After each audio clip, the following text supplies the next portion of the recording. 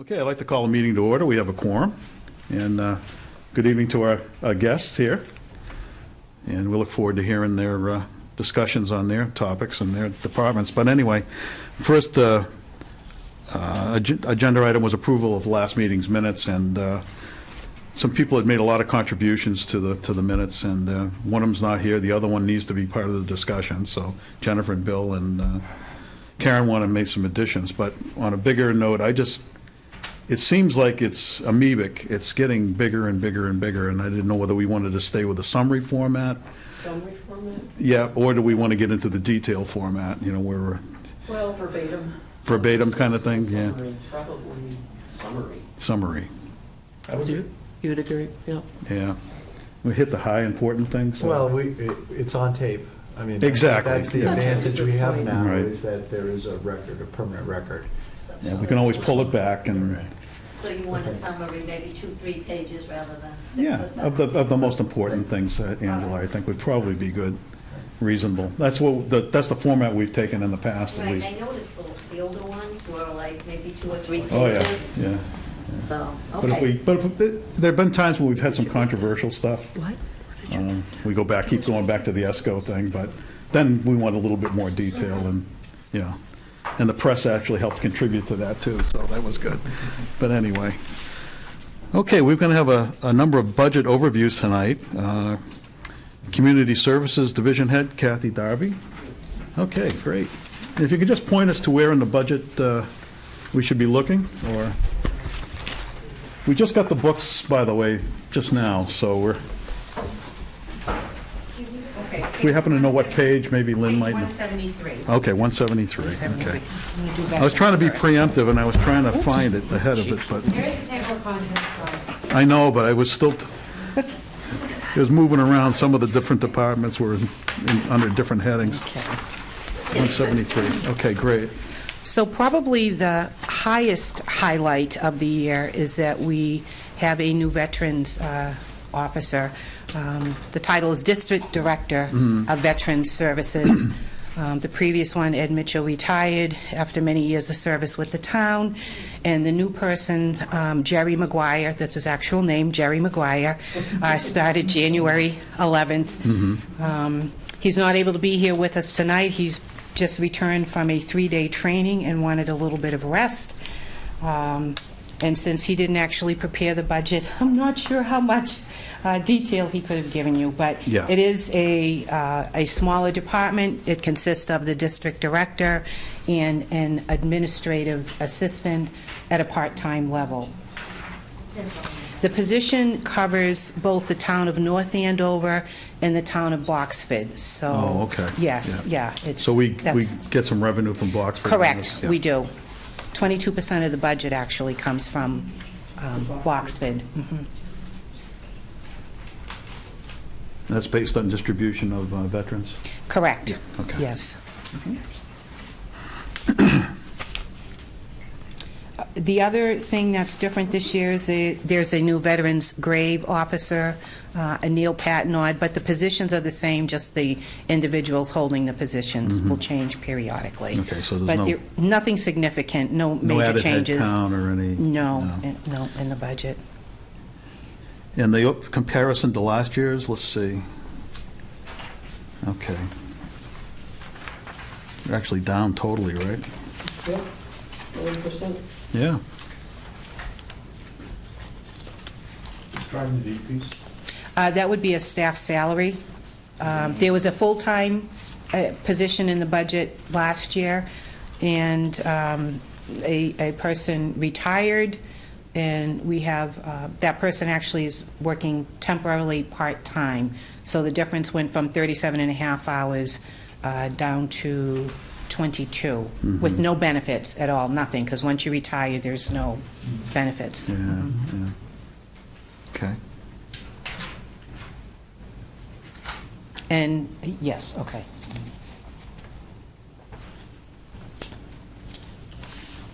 Just give us a second while we're Sure. digesting the numbers here.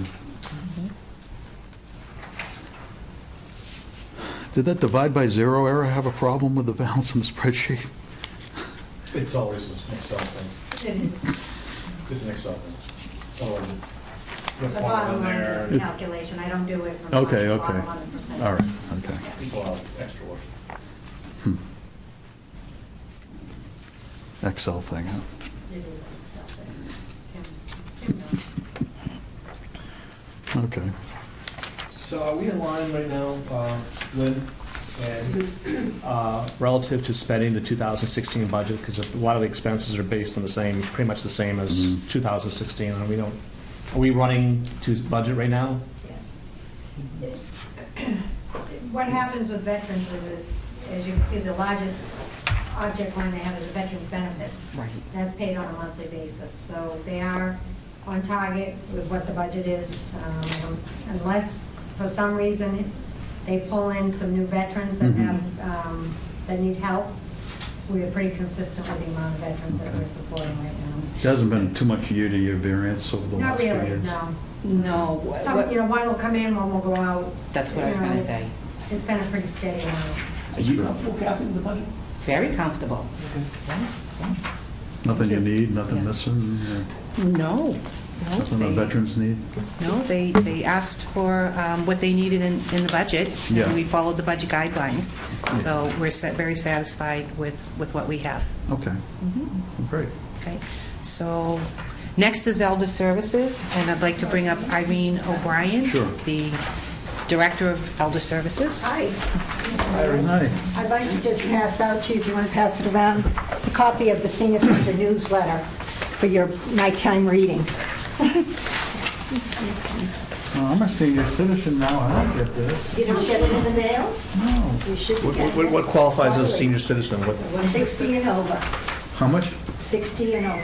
Oh, I was 63 yesterday. That puts me in that category, so how come I don't get the newsletter? I don't know. Yeah, that's what I'm asking, you They know? have to sign up? We actually go by the town clerk's. Yeah. Should I get Have mine? you, Did you get one? No, I didn't get one. have you done your census? Yes, I did. Okay. I did, I sent it in on I'm time, actually too. not sure why. I will look into that, though. So we're all in the same ballpark now? A couple of years different, Oh, okay. but I'm over the threshold. Yeah, me too. Okay, well, at the Senior Center, we run approximately 52 programs that are active programs, and if you consider the services, we're almost up to 82 programs or services during a month. We service approximately, and this is counting noses, in other words, we have a lot of people that come in more than once a week. Right. But in a given week, we have 956 noses come through our door. If we go by our Meals on Wheels, we're servicing over 19,000 meals in a month. Our transportation is, we do a lot of grocery shopping and trips to the mall, and that is something that's always in need. We just added an additional day to that program. And lots of activities going on constantly. We're constantly juggling our space. I think probably that's our most difficult thing, is juggling and making sure we have the right room available. Mornings are the busiest, from 8 o'clock in the morning till about 3 o'clock, and things start to quiet down at that point. Let's see. We rely on a formula grant, which we get through the Executive Office of Elder Affairs. It's approximately $48,000, and that supports 3 part-time folks. We have one person that's on our revolving account. The revolving account money is from our teachers and our training classes that we have, and the folks pay for it, and that goes in the revolving account, and we use that for a part-time employee. We have 5 part-time employees at the Senior Center, along with 5 full-time employees. We have, our van driver is full-time, and we have a outreach manager who is also an assistant to myself, and she's full-time, a clerical person who is full-time, and who am I missing? Oh, activity manager and activity coordinator who is full-time.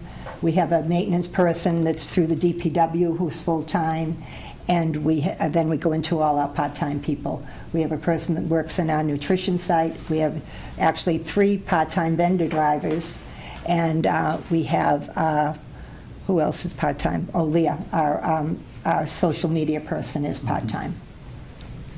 So those part-time employees are not reflected in the budget? You pay No, those they are through not. that revolving? No, they are not. They are, that comes out of our grant and our revolving account. Okay, and that's Okay. handled off, okay. Okay. And your DPW person is? That's on the DP, nope, that's part of the DPW. They're Do paid through the DPW, it's not in our budget. All right, so then there's. I just gave you an overview of our employees, yes. Yeah, actually, that would be 6 employees if we counted him. If you counted him, you'd have 6 full-time. Right. Equivalent of that. Sounds like you're really, really busy. Yes, we are very busy, very busy. I was wondering, you serve quite a number of meals. Yes, we do. I mean, that's just huge. Yep. We send out approximately 84 to 98, depending on the season, meals every day. Where are these prepared? Yeah, they're delivered by a catering service through the Merrimack Valley Elder Services, who oversees the caterer. And they bring the food in, and we prepare it up. We have volunteer drivers who deliver it out in the field. So Merrimack Valley, this is a cooperation through Merrimack Valley. They cook the meals? The meals are prepared by a caterer that is hired by them to oversee the program. But they cover 23 senior centers in Merrimack Valley. Oh, wow. Yeah. That's through a contract with Elder Affairs. It's sort of a pass-through under the Title III legislation for the Older Americans Act. So that particular section of the title is just geared towards meals, whether it's a congregate meal site or home-delivered meals. You also do a dinner buffet. Yes, we do. And that's You've done your homework. Yes, on Tuesday evenings, and that's when we're open till 6 o'clock.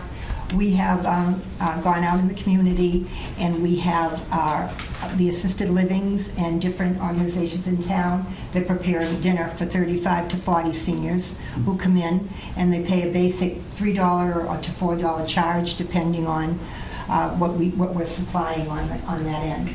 And we also have a Wednesday fresh table, which we prepare in-house on Wednesdays. During the summer, it goes from April to probably the mid-October. That's it. Yeah, and that's prepared freshly, and we have volunteers that do that cooking. We go out, we purchase all the food. That's what they pay a $4 charge for the meal, and we purchase all the food. It's a wash, pretty much, and we actually ended up this year, we did a lobster roll feast because we had money left over, and we just kind of put it back out there. And so you have some cooking facilities. we have a industrial kitchen, yes. It's a little outdated because it was built in '84. In 84. But, you know, So would you be doing, is the demand great for this, for these extra, these oh, the Wednesday demand is nights? actually, yes. Yeah, it yes, is. very And much growing? so. Yeah. My concern is more towards our folks that are homebound elders, because they can't come out and come to our fresh table. They're homebound, and homebound means they don't have a car, they don't have any ways to go shopping and things like that. So they rely really heavily on the Meals on Wheels, and I really have a passion for Meals on Wheels, that it's healthy, good food. And it's been a continual fight for the last year anyway, that we brought in this new caterer, because he's very different in his approach. And we have really, I think, making forward steps, some backwards, but some forward on it. So the Meals on Wheels is covered by the, I'll call it the consortium. Right. More or less. Exactly. Get pretty much all the Exactly. services with that Title III grant. Right. Title III money. Title III funding. But the things that you do in-house for meals, that is, like you say, per volunteer, and Yeah, then we have- people pay for it, their meals, and that's a wash. Yeah. Yeah. So Yeah. are you planning to do more of those things in the future? If you could wave a wand. If I could wave a wand, I would have a chef in the kitchen, and I would, many of the senior centers do have that. Yes. Right now, we need a lot of updating done in our kitchen before we would do something like that, but we do have 2 big ovens. At Thanksgiving, we cook 7 turkeys, and we feed about 100 people that day. And we've been doing, when the Meals on Wheels aren't doing meals, we make sure we send out a meal. So, and it's done, again, I don't know what we do without our volunteers. Indeed, so that's a volunteer matter. And as we go forward in the future now, not maybe next year and year after that, we're we're going to be having, if we follow our facilities master plan. Yes, Yeah. yes. Rest, That's probably yes. when they want to do the kitchen compliance upgrade, correct. because it's just so massive when you Yeah. trigger that threshold, it's like, okay, It just is. do it. It's a massive Yeah. project. Yeah. And we've been It is. doing little upkeeps ourselves, and Right. like we just bought a new freezer. Yeah. And the Friends Group paid for that. And the Friends are very, very supportive of us, our Friends Group. And they pay for the mailing of our newsletter 3 times a year. We pick up one quarter on our budget. You'll see that in the, my line item. And they oversee we have a computer system which is called My Senior Center. And that's our data tracking center. And so they pay for the upkeep of that yearly as well. And so any little extra little things that we need at Christmas time, they gave us some money because we did 100 community gifts for homebound elders in the community. Not necessarily just the ones on Meals on Wheels, but the ones that we knew were alone. And we sent out gift cards and a packet of stuff. That's a wonderful service, and so as you're going forward, you're going to be thinking about how you might be expanding your in-house meal program with the new facilities down the line. Yeah, you never know what will happen. I hope so. I would hope The so. economy keeps cranking. Well, exactly right. Yeah, So I know yeah. you don't want to count your chickens, but Yes, this yeah. chicken happens to be Well, a book. yeah, like you said, if I could following. a magic wand, yes. Yes, And all right. many of the senior centers do have, I think, do well, have actually, in that. Merrimack Valley, there's 4 that have in-house chefs. I noticed that you have been doing quite a bit of counseling for families who Alzheimer's have support groups. Alzheimer's support group. Absolutely, yes. And- We have a very unique program to Merrimack Valley. Actually, we're the only senior center that's been trained by the Alzheimer's Association. Excuse me, the Oh. Alzheimer's Association. Good. And what it is, it's for the care partner as well as for the client. And we bring them in together, they're screened, they have to be early stage onset Alzheimer's, and they're screened through the process. We have the outreach worker down at Delaney has been trained, and we have 2 volunteers from assisted livings in the community. We screen them, they bring them in. When they come in the first time, they meet as a group, and then they separate them into 2 different rooms, and there's counseling that way. That happens, Because yeah. people have frustrations that they don't want to express, and then the other side is, well, why don't they listen to me? I'm telling them, and why are they telling me this so many times? So it's a wonderful program. Wonderful. This is our 5th year, and we received a great 5th award year. for that program. You got an award Through from the Washington, program. yes. You did. Yes. All right, and you see this as a growing program. We don't want it to go away, that's for sure. And actually, one of my activity coordinators being trained through the Alzheimer's Association to step in if we need someone for that, too. So How do we service them? how do we service them? Which personnel of yours services this? Our outreach worker. Your outreach Yes. worker.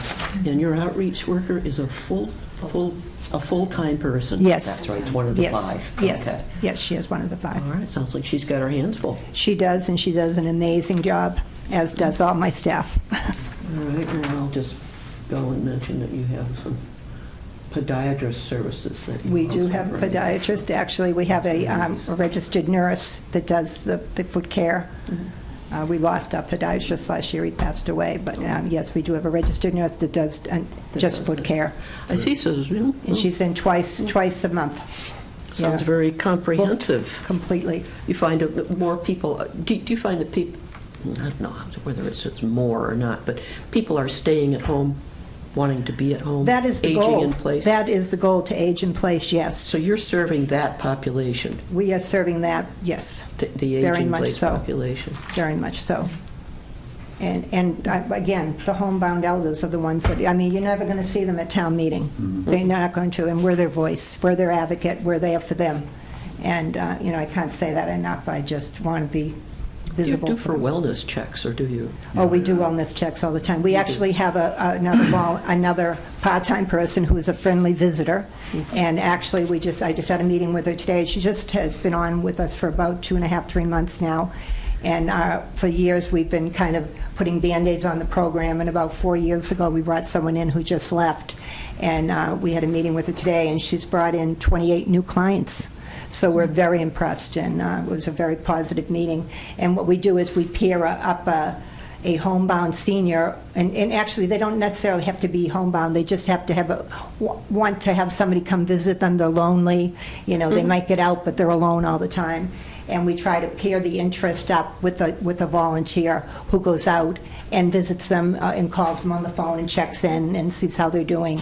And we create very great bonds. We have two World War II vet that comes in and visits with people, and and with an older gentleman who's been through it himself, and it's just interesting, very interesting. It's a What's great the program. population of homebound seniors in North The Andover? ones that What's we're it? servicing, it's Yeah. about 140. 140? Yeah, but I know there's more than that out there. Right. You Absolutely. just said they bought in a bunch of new Yeah. clients, so Yeah. you're constantly Right. seeking out the people that need your services. Absolutely, So and we 140, find that wow. out through our churches, because we're connected with the churches, and we meet with them monthly, with the different pastors, to find out, who's in the community that may need service. So that's a question for both Kathy and Irene, because you said there's more out there. Is the budget holding back us from reaching out more people? No, I don't Because, think so. no. I think that at this point, we're staying on top of everything.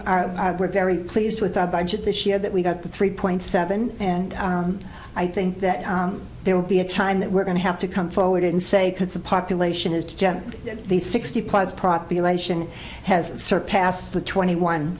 It's way up. I think that's what we're all scale. calculating. It's unbelievable, Yes. unbelievable. So when you look at that, go ahead. No, I mean, that's the whole point is that a 3.7, when your actual population of Yeah. people are growing faster than They are that, growing 3.7 on the dollars is just not going to make it 20%. over the next 5, 6, 10 years. And Well, it's when I- something when we I need to plant started- in someone's head, that I'd expect to see more than 3.7 in the future. That's all. We were comparable with the school kids when I started. It was like 2,684. They're just throwing that number out. And that stayed that way for quite a while. Now we're up to 6, and they're still around 3. And that's our budget, and that's their budget. So things are different. But yes, I think the time will come that we will have to make some decisions on how we're going to handle the aging population. Okay. And, go ahead. No, go ahead. Okay. I was going to say the sort of the flip side of that coin is, even though there are more people that are aging in place in the community, unfortunately, there's always going to be that percentage of folks who, for whatever reason, are unable to remain independent. That's right. In the community, and will end up in an assisted living or rehabilitation center or something like that. So in a way, we are sort of a niche organization because we can only serve a certain segment of that population. And beyond that, we need to refer them to other places because we're not a nursing home. We don't Right. provide 24-hour care. We don't provide direct nursing care or any sort of those direct services. Right. But we're hoping we stay in your niche. I'm sorry to hear. We're hoping we stay in your niche. Yes. We are a referral agency, and from elder abuse to anything that we make the referral out. We do what we can, but we are limited by what we can do. Correct. I hate to go here, but I'm going to go here a little bit. Some of your services might be monetized, and some of them can't be.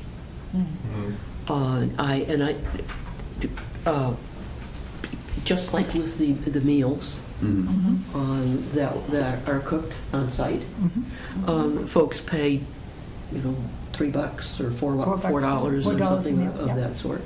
There might be some other services that you have. I can't think of what they might be now, but if you thought a little bit harder about it, I mean, not that you haven't thought about it, but if you think about it, there may be some things that you do that you can put a very small price tag on for people who can afford it, just a small one. And I don't know, I'm not asking for you to identify those right now, but just to think about them. Are in the future. you implying that you think that folks that can't afford to come to the senior center? Is that what you're saying? I'm not sure. No. Folks who can afford to come to Oh, the they senior can. Okay. center. Pay for some Oh, things. Yeah. Something here or there. It might You don't have to commit. Yeah, no, I Just understand, I think do about it. understand Yeah, what go you're ahead and say what saying. you wanna say. We've always, if you look throughout Merrimack Valley, and I look at the newsletters all the time, we have the lowest charges for any of our programs, and we're really not out to make money. We offer scholarships to folks that cannot afford to come. We offer, and that's paid by our friends.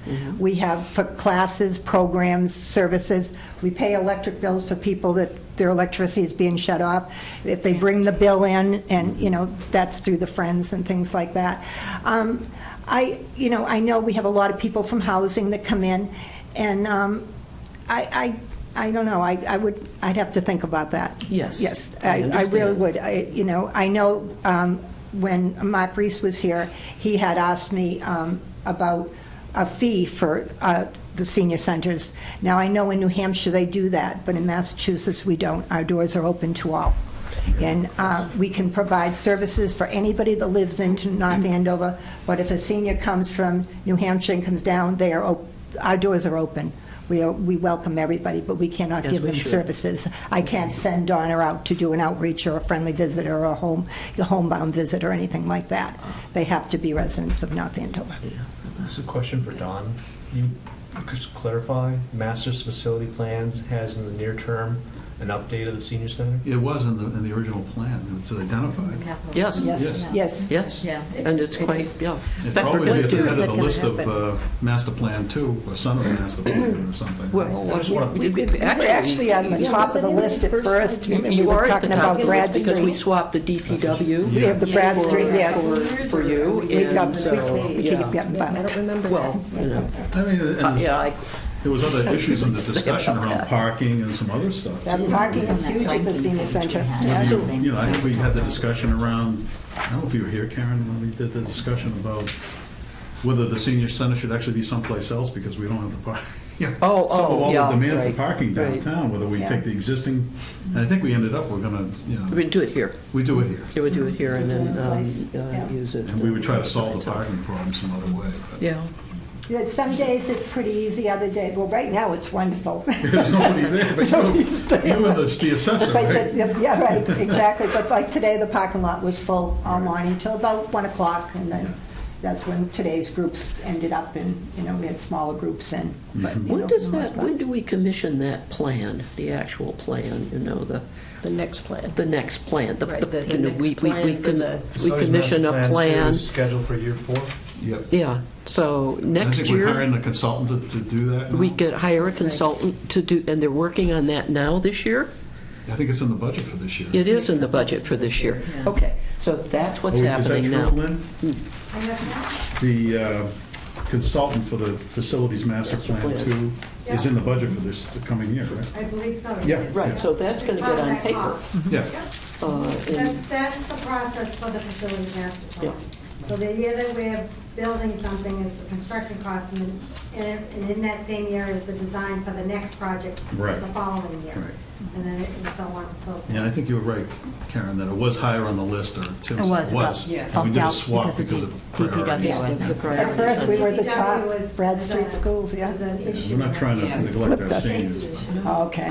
And I'm not trying to suggest that didn't we think make that for a money second. on them Right. either. I'm just suggesting that perhaps you could defray things like some No. office I thought I expenses, saw it. just some It's like minor things. $125,000, $150,000. Well, we, like when we do our bus trips, we do charge a fee. We do actually an evening supper club that we take people out, and which it's an amazing, we have probably 24 to 48 people that go, it's once a month, and we charge a $6 round trip. They get picked up at their house, they get dropped off, and that helps defray our cost on gas, especially last year. Yeah, a lot of things like that, and we constantly are going to our donation account to cover something that we don't have it on the line item. Yeah. Well, thank you. Yeah. I mean, we make a little bit, but it gets put back in.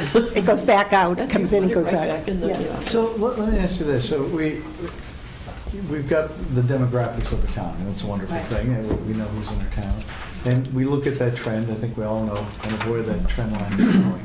And we're talking about things that we're going to have to anticipate as more people qualify, need, or desire the service. And some of this is, to me, sounds like it's almost self-perpetuating, right? As you have people that do outreach, as you expand this Alzheimer program. So I'm thinking about, as a community, have we really communicated across the community? Are there ways to bring more folks into this? And what I'm thinking about, one of the first places I would think about is the schools. Because one of the things that you have at schools is you have parents and grandparents, right? You have neighbors. We live in a neighborhood, and we have some elderly folks in the neighborhood, and, my boys are over, checking on them. And I'm wondering if that's not another area where we might be able to draw more folks in, but also there may be some resource sharing opportunity. I'm thinking about technology, training,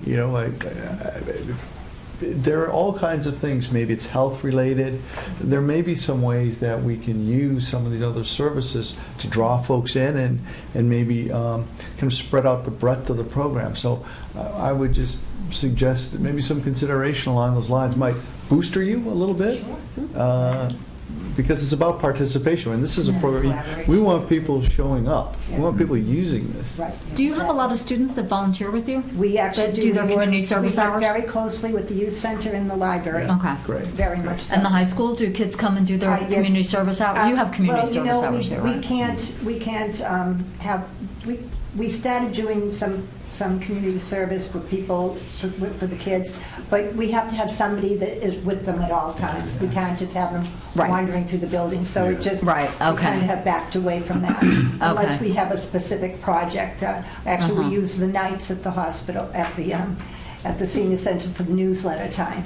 Okay. Yeah, they come in and they help our collate senior it center and- yeah. collaboration. I go Okay. to the schools probably 2 or 3 times a year, and I speak to the kids. And Mm-hmm. one of the biggest things, and Kathy knows this, that they always ask me is, where do the seniors sleep? And I say, no. Do you go to the youth center, your brothers and sisters? To me, it's the youth center and the senior center, and it's a rainbow. And our folks come into the community, and they have their children, they go through the schools, and they join clubs. Well, that's what our seniors become. It ends up coming there, it makes a full circle, a half circle. And between the youth center and the senior center, we're the exact same thing, only we're servicing 2 demographics. It's just, it's great, and we do a lot with the youth center. They're very supportive of the senior center. So in the footnote on the capital budget, we have construction costs for the expansion of the senior center in year 3, fiscal year 19. Yep. That's a little ways out. Yeah, the plan I'd like to is- see if we can't do something, make a recommendation to Andrew to see if we can't reprioritize, because what I just heard Irene say is that they could do more with a better kitchen, for example. Well, we're doing fine with the kitchen that we have, but, updates for the future, absolutely. And we were looking towards the improvements to come. 18, so, Yeah. we got to finish the other work on town hall first. Yeah. The other thing that I'm hearing though too is comparing the senior center to the youth center. The thing about the youth center is we know the size of the population. And so the youth center is planned for kind of a certain number of kids. You're right. And, I'm hearing we are providing so many Yeah. services, an amazing number of services with a finite staff, a finite building. Maybe when there's something done with the facilities master plan, if we're going to go ahead and do some upgrades on the building, that might be a time to also kind of make a master plan of what you guys can really What the accomplish. future looks like, Yeah, yeah. where you're going and how many people you can serve, and kind of know get a better handle on what's the whole size of the population that we could be serving. Right. To make a plan and see, do we need to grow staff? Mm-hmm. And it sounds like you're well connected with all kinds of other services, so that when people need other services, maybe the services you're providing are not the ones that are going to be enough anymore. They're connected to the next step. Right. But Right. still, so that we know how far we should grow. Right. Right. We have, the other connection we have that's really strong in the town is the police department and fire department. If they go out into a home on the weekend, we know about it on Monday morning, if it's seniors involved. We have a great connection that way. So, Yeah. great collaboration. That bridge, and then with housing as well. We have a wonderful connection, especially with the new housing director. We've really done a lot within that community as far as we started out after the tragedy last year and doing barbecues, at the housing. at just, one housing. And we did one every other month, I think it was, and we got such a great response, but it's the sense of community that people jumped onto. They wanted that connection. Some of them felt isolated because they're in housing and they didn't feel part of, but by choice, too, by choice. So we're trying to, reach out a lot with that and working with housing very closely, too. Yeah, well, you're probably going to need to have in your budget like a consultant to help with the planning. Yeah. No, planning consultant. Yes, Kathy and I have talked to that. We actually, yes, we have talked about that, yes, yes. Yeah. So do you have more questions for me, or? No, great job. You're very enlightening. Okay, thank you. Stop by, and you will get a newsletter, and you will get a newsletter. Maybe I should. Thank you very much. Thank you. Okay. So now I'd like to call Kathleen Keenan, our library director, Yeah. to come and talk about the Stevens Memorial Library project. It's a little intimidating to come meet you. Last year, we didn't have to do this, so I'm not sure why, but I hope we can answer your questions. I know. Yes, we love the library. We're extremely fortunate. I tell people that North Andover really treats the library very well. We have about 1,300 people a week through the door. We're open 61 hours for 9 months. So 4 nights a week we're open till 9, and unbelievably, we have people, we've just finished the data gathering stage.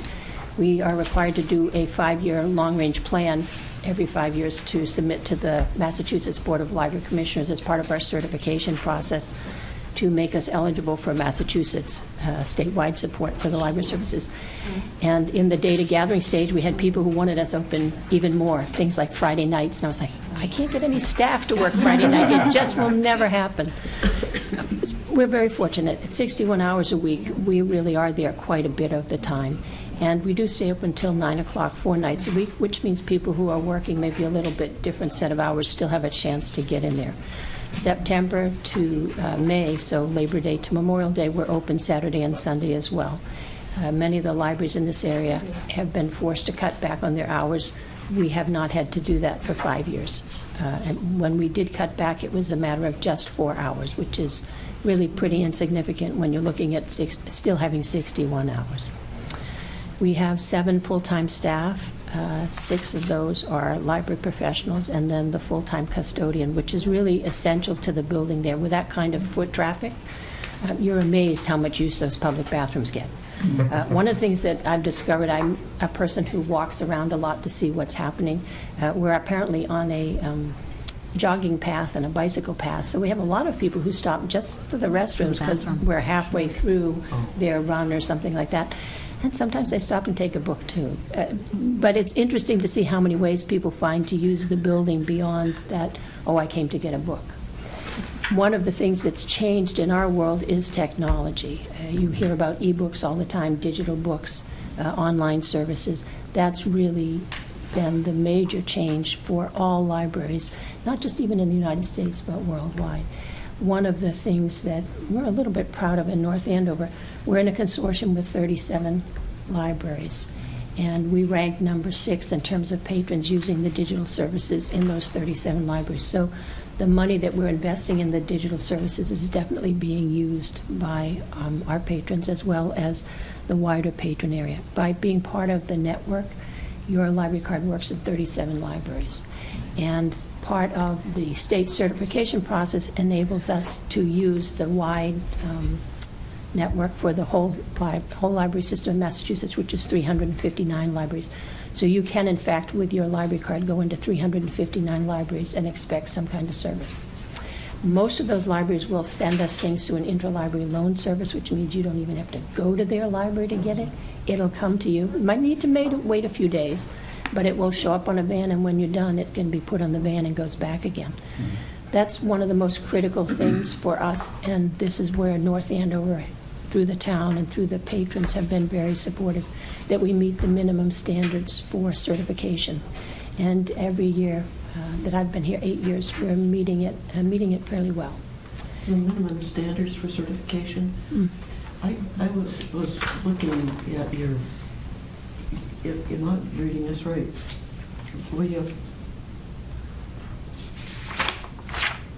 we have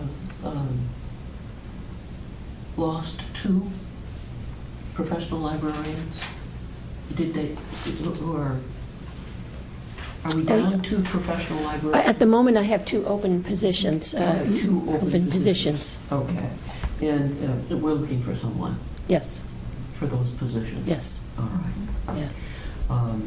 That's looking forward to certification. Is that one of the requirements? The certification requires a certain number of professionals in the building, and we exceed that number, so we're doing okay on that respect. Professionals of different, in addition to professional librarians, what are the other categories?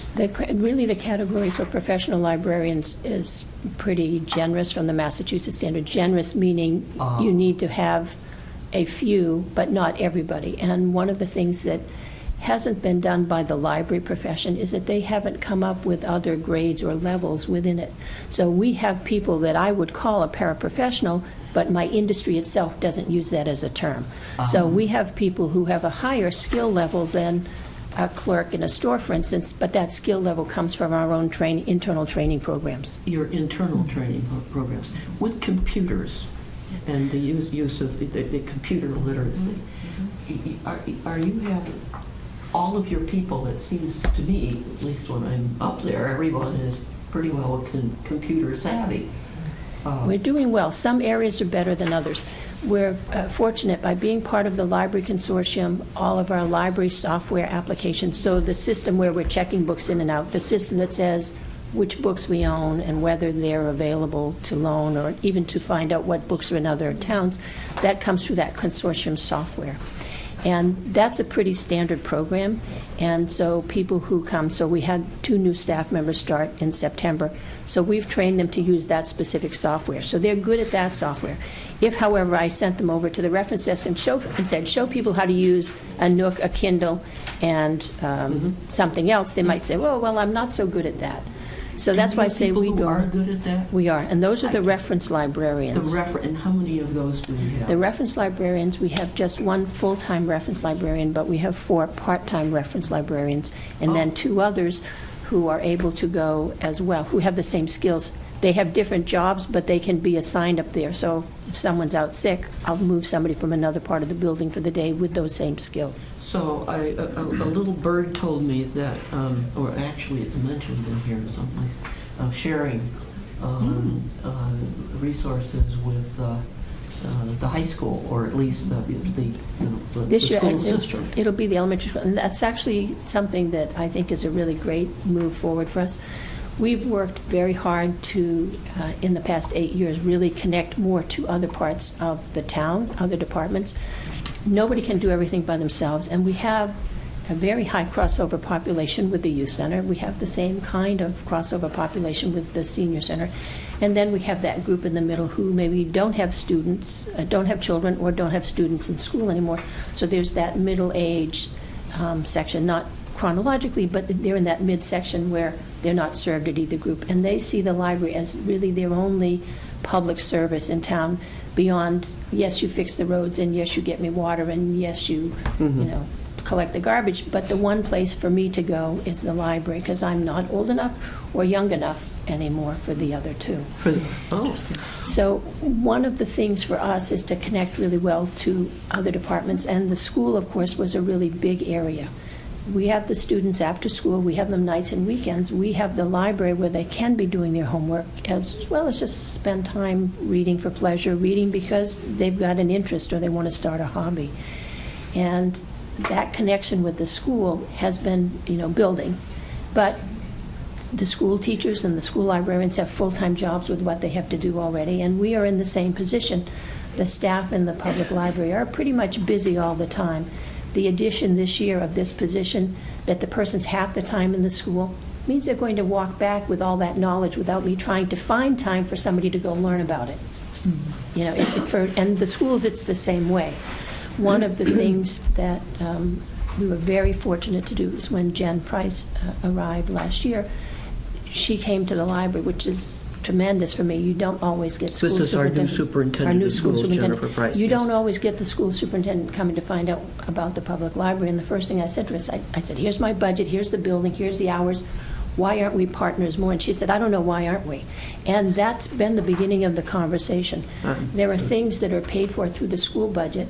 So databases, for instance, that the students in school can use, but if you don't have a student in school, you can't access it. The way I would get it is my son has a card, so I can use the school database. I'm using the student's card.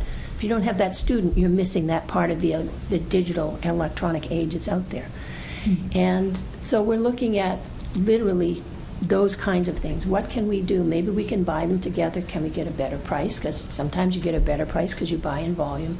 Sometimes you can make a case, well, I can't afford this by myself, but we can afford it together. So this first staff position is actually one of those instances.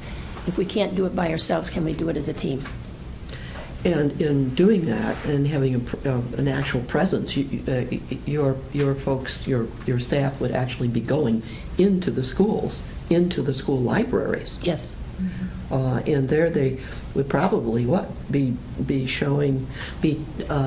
familiarizing those library staff to people with the reference librarian Skills, yes. skills on the computers. And then the kids then, when they go into the school library to do their research projects and their papers, is this am I Yes. getting this right?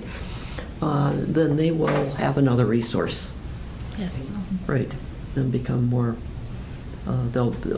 computers will be, if they weren't already, a part of their school experience. Right.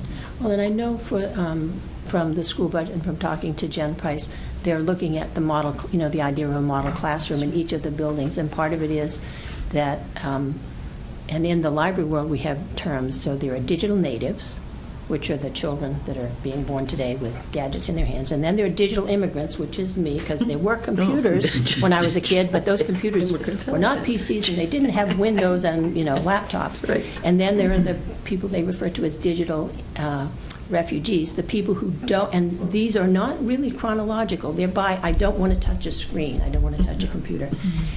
But that population is changing. My mother, who's a senior citizen, loves her Facebook. It's how she stays in touch with her grandchildren around the United States. Bit by bit. Shows up in the library, can you show me how to do this? I want to do this. What about this? The big question, is it safe for me to do this?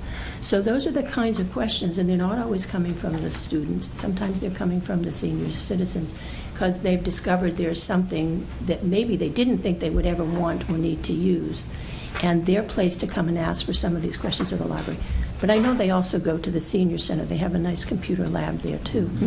These are the kinds of opportunities that Irene and I talk about, where's the pairing that we can do. So one of the things we know is that there are the homebound people who are not getting out, and at the moment we're not serving them from the library unless they've got a relative that they can send to fetch and carry or pick things up. So that's one of our goals. It's been for a couple years. How do we find a way to find those people and put together a service? So Irene has the Friendly Visitor Program, so maybe that's the opportunity. Somebody's bringing you a meal. Can we bring you a book? Can we bring you a DVD? Yeah. Great idea. So, this is one of the values, I think, in our town here. I found it really easy to go talk to Rick Borman, really easy to go talk to Irene O'Brien or to Jen Price and say, here's what I'm doing. I see those people in my building, in the library building. I know they're in your building. What are we doing that we can do more of with the same resources? How do I find people that I don't know about but I wish I did? And I think Irene just mentioned that same kind of thing. There are people we want to find that we don't know about yet. Quick question. You have two full-time opening headcounts right now? They're both part-time. They're both part-time, Part-time. okay. And their salary, eventual salaries reflected in the numbers? Yes, and they actually left about 2 weeks ago, so we were planning for them to stay and be paid, so Okay, they're great. still in the budget. Next question. In the area like software licensing and stuff with the school, Mm-hmm. have similar stuff that you guys could share the licensing costs, or Or is Probably it totally not different? Yeah. pretty different. Okay. So our biggest software cost is actually a contractual cost, which is for the library consortium, and that gets us all of the library Okay. management system.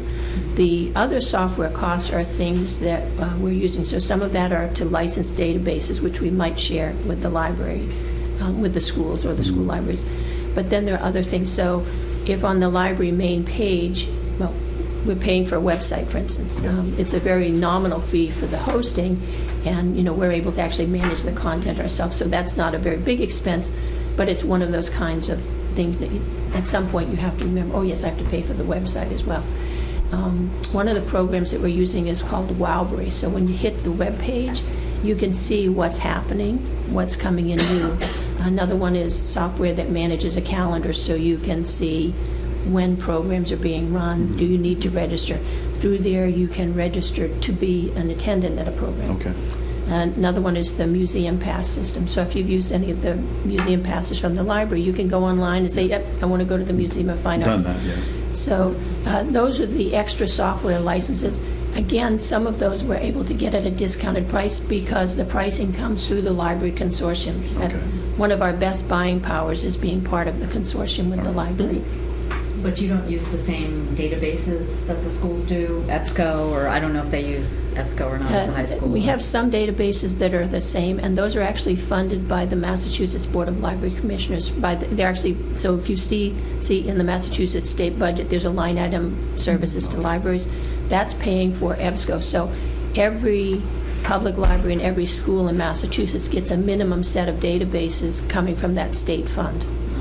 Then in each town, we're supplementing with our own. So we have a really large population with an interest in genealogy. So we use Stevens funds to get access to Ancestry.com or to the New England Genealogical Historical Society and to their databases. Another town, they may not have people who are as interested in genealogy, so in that town, they'll use their software money for a different license, for a different database. Very good. Well, Any other questions? How many of you have a library card, but you don't have to show your hands? I have. Oh, my gosh, this is fantastic. I hope you wear it out.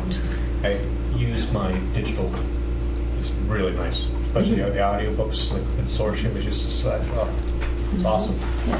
One of the things that we're all doing is that we're looking at our book buying budget.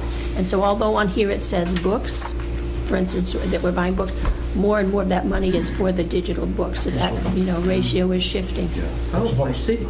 All right, so then that's less shelf space required and lots of other things. Yeah, and one of the things that we get a lot of requests for is more places to sit. And part of the way to do that is have, some Fewer less books. physical mass for some of these things. It's interesting to just see how the world is changing and how they're using things. You're And, pretty space constrained with that facility, right? But we're very creative. I'm a big believer in, can I make this room serve 2 or 3 purposes? So as some of our shelving goes away, we've brought in shelving that's on wheels.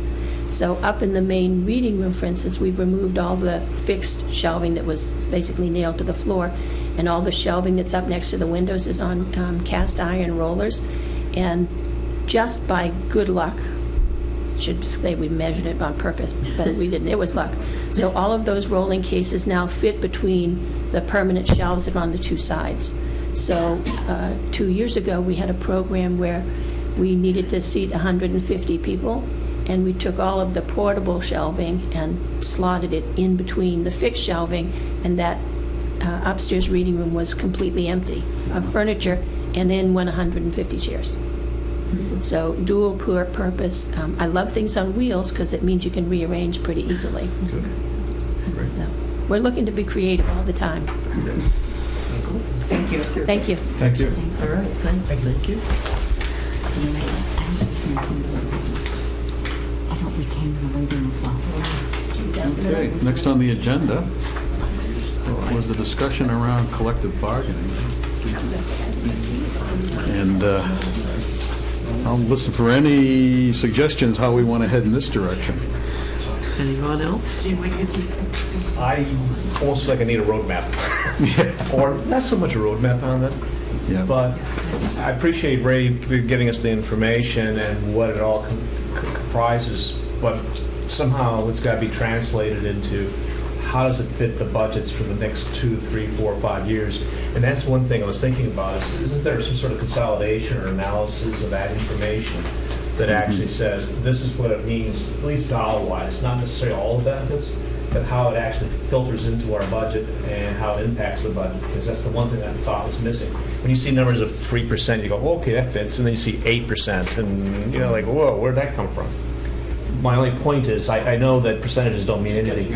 Sorry. Yeah, we've been having a discussion the last 2 meetings around the collective bargaining agreements that were done in mid-year, I think, was what back to an article that was passed at town meeting,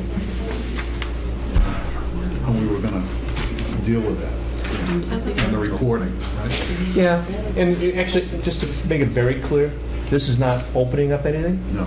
It's just basically say, we saw something. We saw it, and that's it. And it all started with that article, what, Yeah. Well, it was, as I understand, 2010? This is an MOA. Yeah. There are 2 MOAs. I would have seen most of them, I think. Okay, well, you could probably... He signs them. I negotiate. You negotiate. Then I sign it. Yeah. As I understand it, and I certainly have a little less history than some, but there was what I would refer to as an advisory article, and then there was a legal opinion relative to whether or not there was an obligation or a requirement for town meetings to approve collective bargaining agreements. The answer is no. So, as you can understand, and I think it's probably been expressed by Ray previously, it'd be very difficult to sit at a negotiating table, bargain in good faith, complete a discussion in October, November, and say, hey, by the way, I think I have the authority to do this. Let me go wait till May to get it done. We just wouldn't be able to complete it. There'd be no, quite frankly, leverage in the conversation. The folks on the other side of the table would say, let's keep on talking, because you have to come back. So we balance both. Ultimately, the budgets include the financing for the collective bargaining agreements. You review the budgets. Selectmen review the budgets, town meeting approves the budgets, and therefore the authorization of the collective bargaining agreements are contained within the authorization for the budget funding. Our obligation is to say we do have a 5-year financial forecast. We present that on an annual basis. We provide you a framework for what we have to live with or what we anticipate we're going to have as revenues. And therefore, when we bargain contracts, we stay reasonably within those, because every dollar that comes out of salaries or every dollar that gets added to salaries in turn has an offsetting impact at overall spending. So we don't sort of ramp it up the other way. We work within the constraints. Before we begin a bargaining process, we understand what's happening over the next 3 years or so in terms of our financial ability to pay for contracts. And then we bargain those contracts, and then we use bargaining patterns or pay or compensation patterns to bargain subsequent contracts with other bargaining units, so that the bargaining units have relative parity. Public safety units are different than clerical units. They have a different ability, quite frankly, to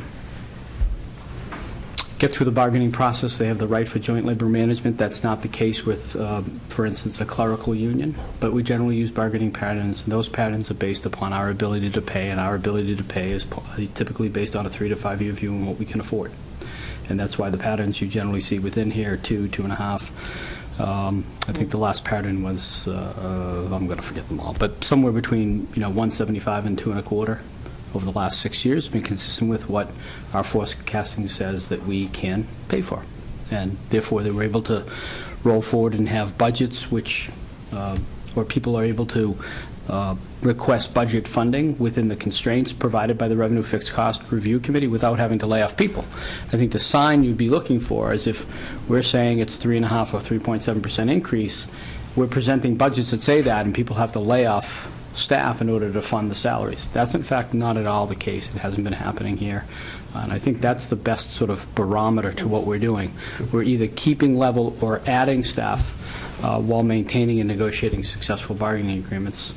And I think if you see from what, I don't have all that Ray would have provided you, but you'll see a theme or an equity between all of those agreements. The school department asked that I sit in bargaining with the teachers last time. It was an interesting process, lasted quite a bit of time. I think, I don't know, it might have been 9 months, but maybe it was closer to 7 months, but participated in the bargaining process, and It was great. It was a very positive experience, quite frankly. It allowed for some relationship building, but also that agreement was very consistent. One of the things that communities concern themselves, that the municipal side versus the school side in terms of salary, something the unions worry about themselves, quite frankly. It really afforded us the ability to create, again, that equity between agreements, and I think we're very successful in doing that. So is this legal counsel's position that we don't have to disclose this at town meeting, according to the article, or are we? We don't need to have town meeting approve collective bargaining agreements. They're Okay. approving it through approving the funding. The Okay. requirement is we can, ultimately, we could negotiate a deal, put the funding for that deal within a budget, and Right. town meeting could say, I'm not funding the budget, Yeah. in which case, Yeah, it's they the didn't same fund the thing, budget. almost. It's Except we're not highlighting it or anything. correct. So Right. the way we view it is that we are charged with being responsible fiduciaries. We have specific management roles. We sit at a table. Again, for those of you who have negotiated union or non-union agreements, there's an expectation that the person at the table has the authority to negotiate that deal. And I think everybody could understand, again, that with the problem with that delay.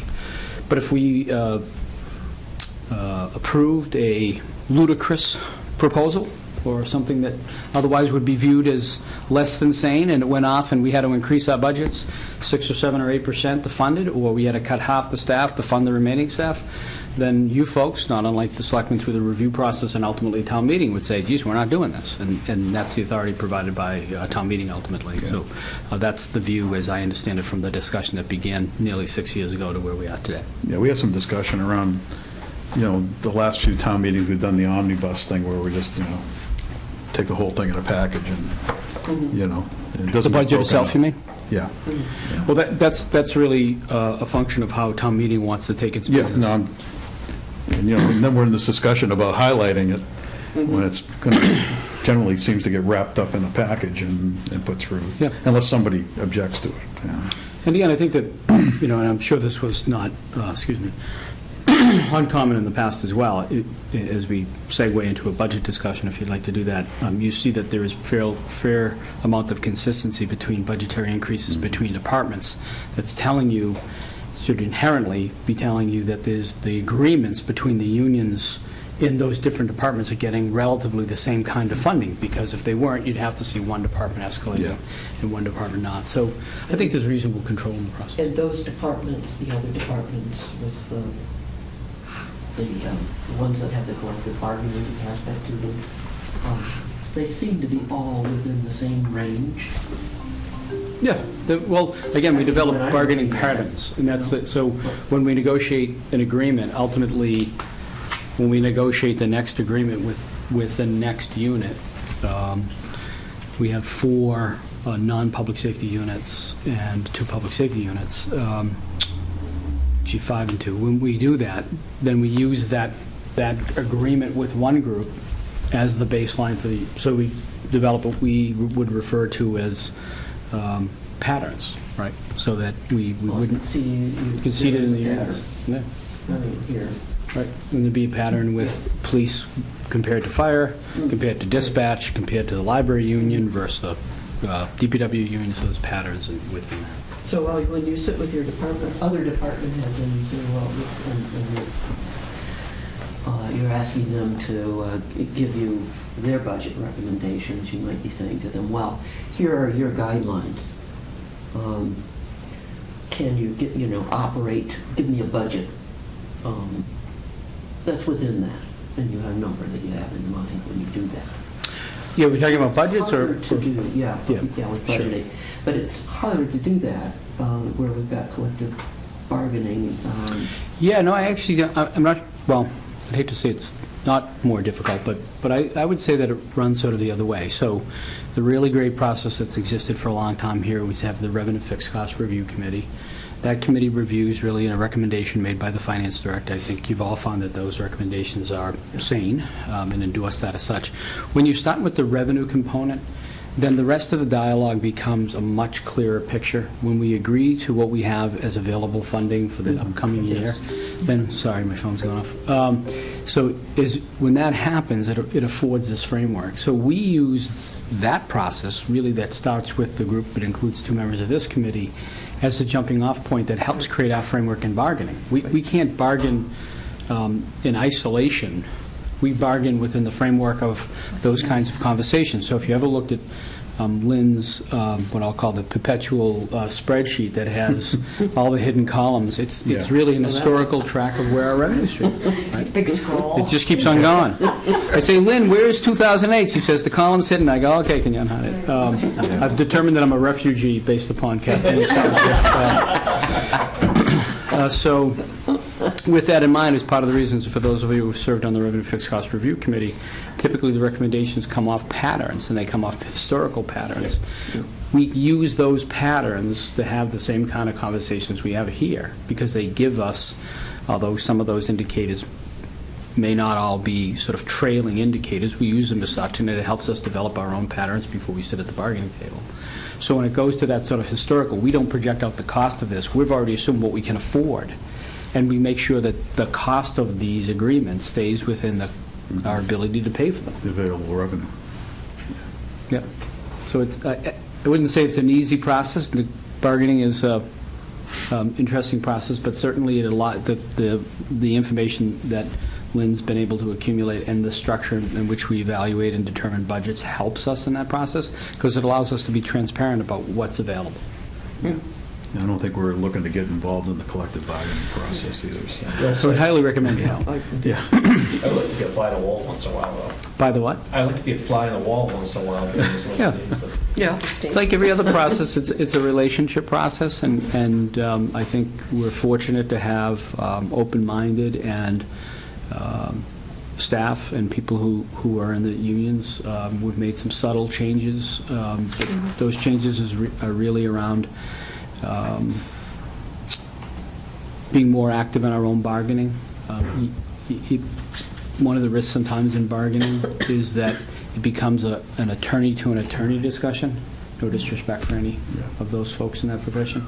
I'd rather have that town manager to president of the union discussion, because those kinds of because we're the ones here, right? Yeah. And if we get too caught up in the sort of, then I'll let the lawyers figure out how we write what we agree to.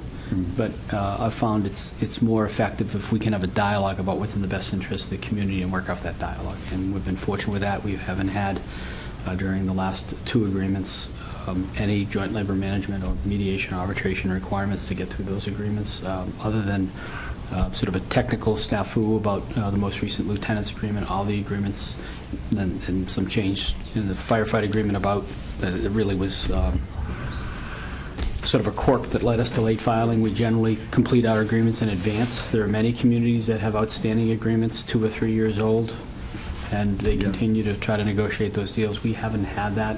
All of our current collective bargaining agreements are up to date, and with few exceptions that are really anomalies, we complete the bargaining process in time.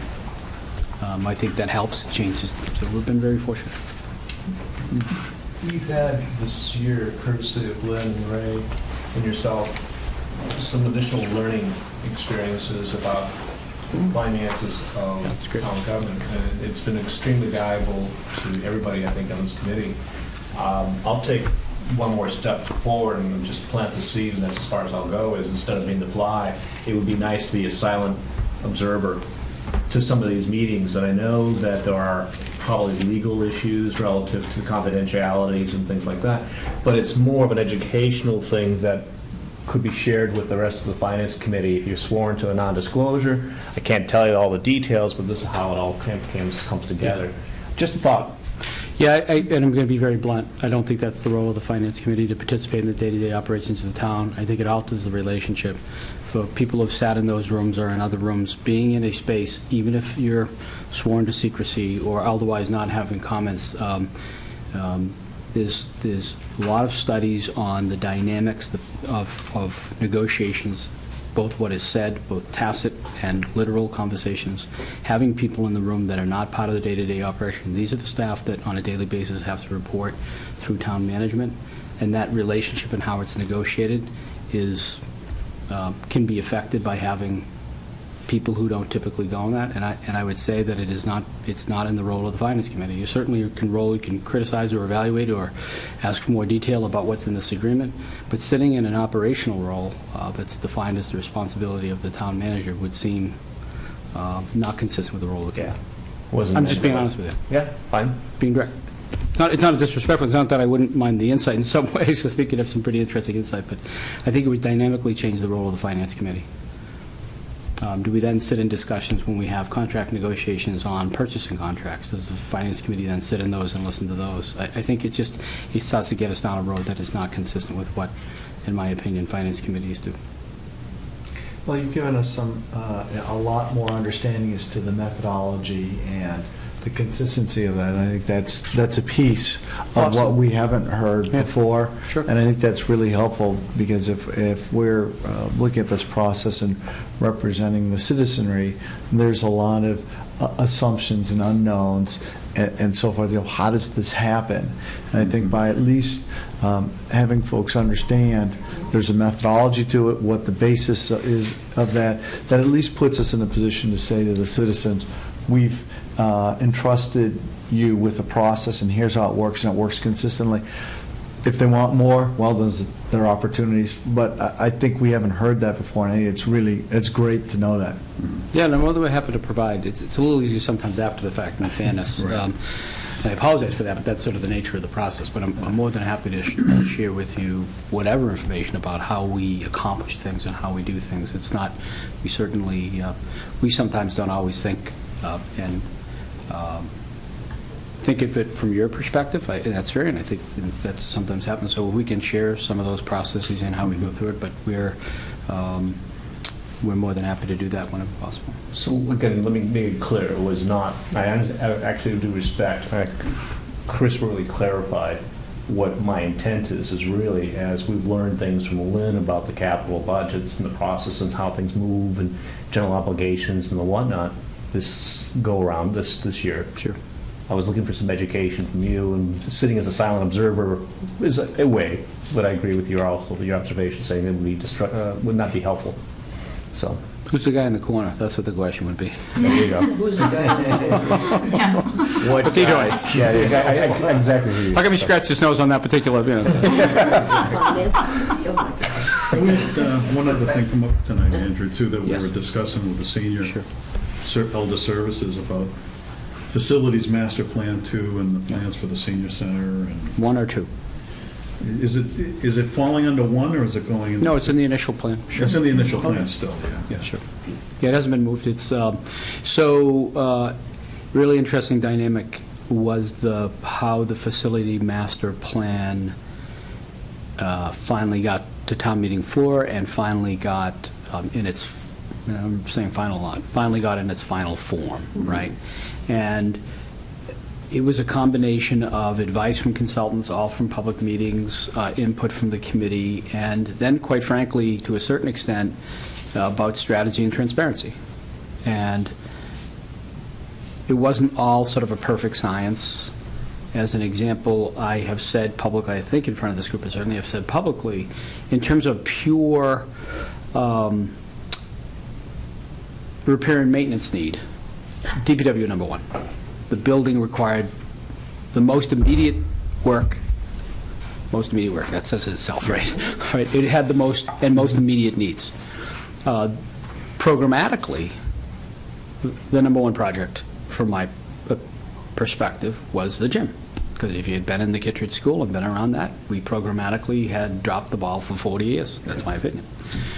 So how do you balance programmatic need versus maintaining your assets? There's no magic formula to do that. And the senior center is another sort of example within that, in the sense that we knew the senior center actually, in terms of vintage, in terms of condition, was one of our better assets at the time the facility master plan was completed. That just means that some of our other ones were not maintained. But the facilities was adequate and doing its job and built, fairly recently. What we were foreshadowing more from a programmatic perspective with the seniors was that we were seeing a trending and a growth in the senior population. And you heard from, I didn't hear Irene, but I talk to Irene all the time, so I pretty much, my guess is I know what she said. Yeah, so my guess is you know what she said, but if you heard the 900 number, it's, it's a pretty staggering number, right? And so what we were seeing was an expectation that our population was aging. We're hoping those folks, when they sell their homes, stay in town. We are on an ongoing challenge to try to help them find local housing. We feel that's an obligation that we have because we think it benefits us as a community to have folks who have lived here 50 years stay, right? And so we expect in the long term we're going to see an increase in the senior population. And so the facility master plan and those folks who started the plan recognized that that was going to be a future need, not an immediate need. So it wasn't an immediate programmatic need, and it wasn't an immediate facility need from a maintenance point of view compared to, say, the Kittredge Gym or the DPW facility or even the classrooms, as an example. So the ordering considered a number of those things, none of which went into a giant formula and came out in a perfect order. It really was a little bit of strategy and a little bit of common sense and a little bit of everything that went along with it. And I think that's why it was in the first plan. It's always been in the first plan. It's never altered from that. But its position in the plan was a recognition of what we felt, compared to the rest of the projects, which almost were immediate in some way, a little bit, the classroom a little different. This one we knew we were going to need, but it was a little bit further off, and that's why it was put in the plan where it is. But it's on schedule based upon the head counts and the conversations I have. I've frequent the facility. It's about right. I think the timing actually is going to work well. We may, in fact, find when we start construction or open the building, the expanded building, that we have a little bit, not too much space, but we're on the high side. We're going to grow into this one a little bit. And quite frankly, if we had done that and based it on estimates, say, this year or the previous year, then we may have built a facility which, in fact, was the wrong facility when we see 3 years from now and see where those trends are going. If the trends are increasing, we may need to change that plan a little bit. If the trends are contracting, then we may need to revisit that as well. But we're moving forward with the plan, and that's a little bit of the logic behind how we got to where its placement was. So that's really an interesting thing, and I don't think I've heard any, again, one of those small revelations, maybe just more tuned in at this point, but that understanding between program and facilities when you're talking about CIP, I think that's also another place that's sort of mysterious to the citizenry. It's like, well, how'd you come up with this? And the fact that there is a formula, there's a process, but yet you have to choose between, it's that choice between strength and weight, right?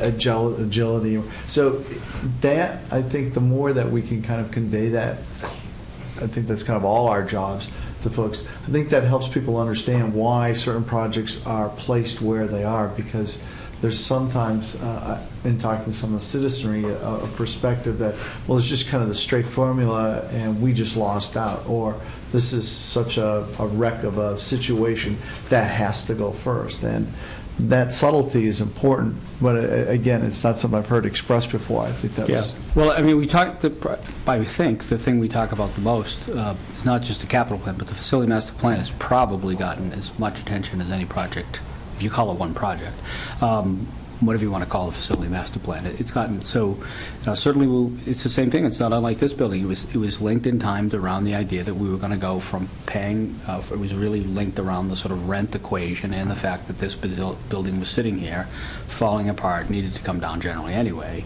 and we were carrying insurance costs and the like costs. The reason the Bradstreet was considered and abandoned as an idea was because the proposal on the Bradstreet was a senior center.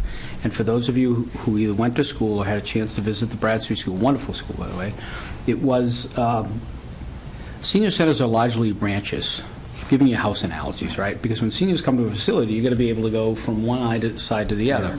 Rarely are they multi-story or colonials, right? That's, if you can sort of put it in my terms, simple terms. The Bradstreet was more like a split, a multi-level, probably a multi-level split, a tri-level, right? And so you went on multi-floor. So actually one of the proposals, even though Bradstreet was originally sort of front and center where the senior center was going to go, was the idea that where they have lunch was going to have to be on 2 different floors. So we would have taken this single space, again, this is about getting together with your peers, camaraderie, right? Having time to share. And all of a sudden, we're going to take the senior, we're going to expand the facility, but say, do you want to take lunch downstairs or upstairs? And so as you start to put it through that filter and apply sort of that kind of logic to it, it doesn't make as much sense. So we started to explore, near the end, quite frankly, how do we serve the seniors, but do so that we don't regret what we did when we made the decision. And quite frankly, the consultant had, I think it was first thrown out the idea of putting a second floor in the existing structure, and then we went back to that second floor thing, and the consultant laid out this plan and sketched the plan where they believe they can put a significant expansion, a horizontal expansion to the front end of the building, increase it by more than 50%, and not dramatically impact the bad parking situation we already have. And it seemed like a logical solution at the time, and it still does. Well, I'm thinking mechanically in terms of we're back doing work at Town Hall again. And we've got, the Town Hall and a barracks maneuver now where, they're down where you are now, Angela, right? So. Yeah, I think it and actually... then we're going to, pretty quickly after finishing that, if we're on schedule, I guess we're going to go right into an expansion of the senior center. No, it's 3 years. It's close going to be a 3 3-year spread? Pretty close. Town Hall will be open in this October. We're moving forward with the DPW renovation project next. Yeah. Not a renovation, but whatever you want to call it, improvement project. Improvement, yeah. That's next. Then you have classrooms after that, and then the senior center. So your classrooms are the next. The design for the classrooms are next, and then you're putting the senior center after that. So, yeah, in most cases, we certainly would appreciate the economies of reconstructing once. I would say the nature of the construction, you get a renovation project in a municipal setting, especially an historical renovation project like the town hall, is a largely different scope of services than an expansion, new construction project like the senior center will be. And so the nature of the work doesn't provide the same economies because it's a different group of contractors that specialize in that from a pricing perspective. So the natural economies would be, you're there, mobilization and demobilization. From the weakness from a bidding perspective is the nature of the rehab of Town Hall is a much different kind of project than the straight expansion of the senior center space. Okay. Yeah. Yep, that was the thinking of it.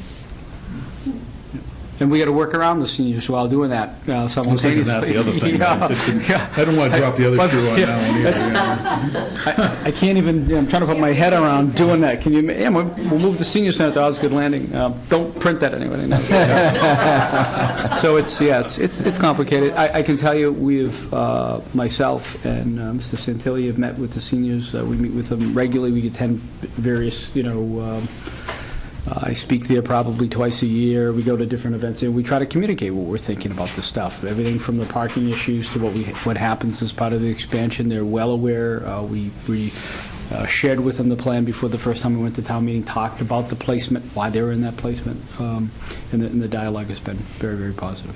Now, the second facilities master plan, too, is it budgeted for the consultant to start that process this no, it's not this year. Late in the capital plan, I can pull out the capital plan. It's later in the capital. It's a 20, I believe. Okay. In 2020, we're budgeting or placeholding $100,000 to bring on a consultant to look at some of those needs. I know I saw it, but I couldn't put my fingers on it. So Tim was digging, trying to find it. What I want to be cautious of is we still haven't figured out what that means. We know we always will have facility needs, maintenance. We're getting better at the maintenance side, so we won't have some of the same significant projects. And we have a number of different moving parts on any kind of front. So what we're trying to say is that we don't think that we should view what we did as just the success it is. We shouldn't stop. We need to continue to think about that. So we've put a placeholder in there for 2020, $100,000 to start to consider those things. Again, the nature of the projects could be different, so we'll use the time to continue to sort of chew that up a little bit and share with you some of the things that we're experiencing. You're planning for the future. Yeah. That's the idea. Yeah. So, speaking of planning for the future and elder services, we did hear so much about the facility itself and expanding, but what plans do you have to do a plan? In terms of programmatically? Yes. In the building or outside the building? No, the program itself in the building. We heard that there are so many things going on, and then we were just talking about the fact that she was comparing it to the youth services, for example. Yeah, it's similar. And, you know, the youth, we know the population, we know its growth, we know a lot about it, whereas the senior population, I'm not so sure we do know exactly its growth, so that we're planning for a certain amount of I think we know, we have a... change over time. Yeah, I think what I would, it's a great question. So it's here, the similarities are that generally we do have data, both data that, organic data internally, and data that comes from pieces of information like the census that tell us a little bit about the age of our population. I mean, just intuitively, people are living longer, so we know the population is growing. One of the differences compared to, say, a youth center population, which is a little easier to track, is we don't know, again, how many of those folks are staying in town. If we're not growing for instance, our housing authority spaces, then that is a constraint, right or wrong, a constraint to the amount of seniors that can stay in town. Some seniors can sell their houses and stay market rate. Some seniors sell their houses and they can't afford to be market rate, you know, for whatever the circumstances are. So one of the things we don't know, one of the wild cards in that, is what the future holds for people who want to stay in the community, and that's why I raised that question, because at this point, most of our housing stock is not necessarily geared towards seniors, and so we've got to figure out in the longer term where that goes. Programmatically, we do know that one of the increased interests, but from an operational perspective, at this point I don't embrace the idea, is we know there's an increased need for Alzheimer's care. And one of the challenges from a public entity perspective, and I have done some research on this, is whether or not we need or should be in the Alzheimer's care business, right? So from a cost per square foot perspective, if I add a 50% addition to the senior center, but all of a sudden we decide that we're going to add an Alzheimer's care unit for, say, daycare type Alzheimer's care unit, all of a sudden I may be taking 30 to 40% of that facility to service 10 people. Right. That may not be the best use of a space if we see the growth on that. So one of the things we still have to do, and why the time will help, is that we need more data to decide exactly what the facility will be like. And we don't have that right now because there are some moving parts, which is your points. Do we stay with the same kind of programs? Is there a change in the industry to go somewhere else? And how does that affect the addition to the facility? So when you're going to put that in the budget somewhere so that work will be done? That'll be part of the design criteria. Not unlike a school when you do a space needs study, there'll be a programmatic component to this. So all of our buildings have a program component first. So anytime, not uncommon in almost any construction, but certainly construction within the public environment, we sit and we talk about program first. What do we need? So when we even do the addition of town hall, we had to step back and say, okay, we may think initially that town hall is just town hall, right? It's whatever's in there stays, and maybe but we had to spend a significant amount of time thinking about what do we do today, who do we want in the building, and is what we do today going to change? And if so, how do we make sure that we have enough flexible spaces so that I don't come back to you with Facility Master Plan 2, which is an addition to Town Hall. And so all of what the phased approach we took with the Facility Master Plan, which we have presented to each and every town meeting, that first phase that we call design is really design and program. What's the building going to look like? So even a fire station, we had two firefighters, the fire chief and the former fire chief sit with one of our staff and the design consultants, and most of the first several months of that was designing the program to meet the needs of the operation of the fire department. It's not a cookie cutter that comes off the shelf somewhere. So part of the senior center construction will be a programmatic phase, which will look at our data, what we do, whether we should continue to do it, and make sure that what we build serves the current need and the future need. So that's part of the program. Form follows function. Yes, always. So that is kind of like then a 5-year plan. Well, I mean, I'm just yes, thinking, I just want to make sure that, right, it sounds like there's so much need, and we could expand elder services here, you know, a lot, but is it exactly what we want to do? Is it the right thing? Do we want to expand into Alzheimer? Is there another area that we should expand into? How does it relate to housing? So just, making Yes. sure that that whole programmatic piece is planned out. That's part of it's part of the reason the design costs are a little more than, they typically 10% of the project, because it's not just about the sketches and the bid documents, it's about a programmatic phase. Yeah, okay. Yep. Good. There's a tie-in with the tax base and all of this, too.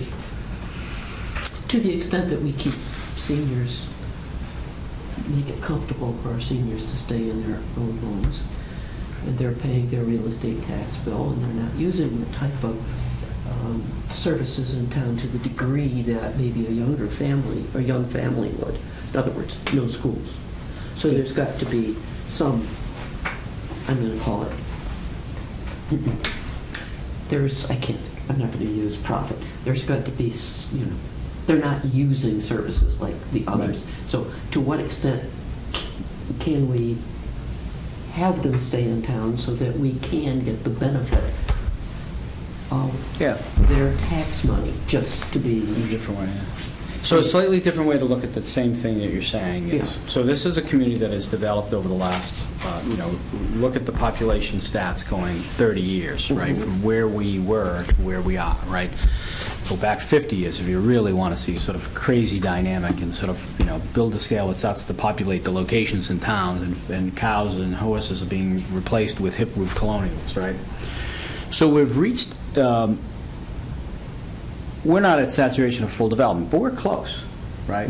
And so to me, it becomes, you benefit in the way you say, but I'm viewing it in a slightly different perspective, which is you take what's left, right? We've done that building, right? We've brought people here, young families who come to our schools, enjoy the community. There is, one, a social benefit to have them stay. Communities which have multiple generations remain, in my opinion, the strongest places. They're passionate about where they live. We have a lot of that already, right? And two, with what's remaining in the housing stock, providing housing opportunities for people to be able to stay, does what you suggest. But from my perspective means that the difference doesn't have impact on other services. So we get the benefit of the sort of social benefit. Anything we can do multi-generational is a win. Anytime we can have our senior population interact with our sort of middle-aged family population, can interact with our youth, that benefits us as a community. And so many different ways. That I think it's that time we probably didn't think about it when there were large tracts of land and we were throwing up these fairly, nothing wrong with the houses, but when we were doing that, we just didn't think about it, right? And now it's that time where as the funnel is narrowing, to me it seems like I want to make sure those people stay, right? And so we should be focusing, we're not the best equipped entity, meaning the government, but we should be focusing and encouraging the kind of development that allows multiple generations to live in the community, that focuses the opportunity to have those people retire here, live here, and open those houses again for the next generation of North Andover people. That's a plan. We'll see if that we can deliver. It encompasses a lot, zoning, everything. It really does, and I think it's we see it. I think there's some opportunities there, but it does encompass a lot, and you've got to be sensitive to the market, right? Whatever that means, and what the natural building sort of load would be. You have to be sensitive to the fact that seniors won't just live everywhere, right? That they have preferences. They want services close by. They want access. Sutton Pond is a very common location for condominium purchases of our senior population. They can walk to the senior center. I think as development happens on the mills, they'll have more retail opportunities. They can walk down Main Street. We really, in my opinion, need to center those kinds of development opportunities around access to services, because ultimately that's what people look for. It works. Yeah, it works. Yeah. Keep them down. Yeah. You talk about the budget, you want to leave that for a couple more meetings. We just got it tonight. We're just I watched your show last night. Oh, good. Excellent. That's what I was going to ask. How are the ratings? It was pretty good, yeah. After I had my birthday cake, I went and watched it. Happy birthday. Good for you. Is that what made you a senior citizen? I don't know, 63? Oh, no, no. Kidding me? I got a good condo fire if you want to. Yeah. Yeah, so certainly you'd have time to go over the budget. I think the budget, generally speaking, the goal was to stay within the 3.7%. That was really proven. Departments have adhered Been to good. that. The departments are great. I have to tell you, I think you met two of our superstars that we don't often talk to, you know, Kathleen and Irene. They're superstars.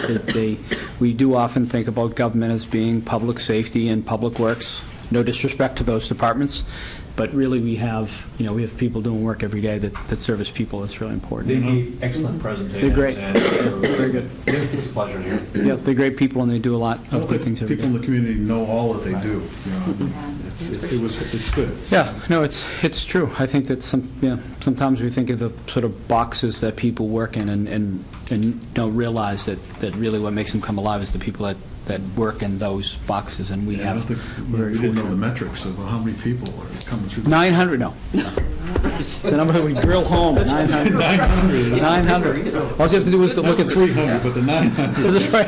That's true. 900. But that's what's really important, though, because people see this huge number, right? I Yeah. mean, the thing that catches your eyes is 92,083,000. Oh my God, right? Oh, yeah. But when you start, some of those little numbers represent a lot. It's like representing a team by the number of wins, or by there are just some key numbers that sort of people just kind of a taste test. It's like, hey, wow, that's really amazing. And I think we undersell ourselves a little bit as a community. I think that's true. And I think this is a forum. I think the FinCom can kind of sometimes peel out a little bit of that. Where we go from that, I think, is somebody else's ball to carry. But they come. This is a place where some of those come out, and just seeing the spotlight on them, I think, is really important for evaluation. 19,000 meals on wheels in a month. Oh, so much. That driving, imagine. 900 people come to the senior center. Just want to just drill that number home for How you. many have you? It seems like all 900 are parked in the parking lot on bingo day. That I can tell you. That's why I don't park anywhere near that parking lot. But 6 in the valley in terms of the consortium, Yeah. 6 highest Rating. That says people really use that facility. So, Yeah. what does that mean for the facility? What does that mean for the future? Those are really significant Yeah. numbers that people say, I should think about this. So a different way to think about that in the context of what the Finance Committee does. The simple thing, standard Finance Committee textbook stuff, a budget and allocation of scarce resources. So in the end, that's really what the budget does, right? All of these resources are relevant. Are relevant, not irrelevant, are relevant, right? So we often think about it in the sort of big 3, right, or the big 4, and that's really important, right, because they occupy a lot of space in the 92,083,000. But we're all of those things. This is a full-service community. We have the best, in my opinion, youth and recreation center in the Commonwealth of Massachusetts. There are people emulating what we do. Some neighbors of ours emulating what we do. We do a great job. We put on a lot of programs, and we're looking to do more as it relates to that. We have great senior services and library services. And even though the budgets are smaller, it really goes to the challenge of trying to take that $3,600,000, right, and allocate that across all of those departments to make sure we can continue to move them in the right direction. I think as it relates to the library, as an example, they've seen a more than 3-person full-time equivalent increase in headcount. That's the largest headcount, not only by percentage, but in terms of pure head additions of any non-school department during the last 4 years. Because they were at a point where they used to have more staff, and we cut them back during the downtimes. It's a little bit of a strategy here. If you cut the community services departments, then you generated enough response to maybe get some additional funding. So we've added more staff back to that to recognize it. I think we're getting a little close to saturation to make sure we balance some of those needs. But it really goes to the allocation of those $3.6 million in a way that goes deeper sometimes than when we look.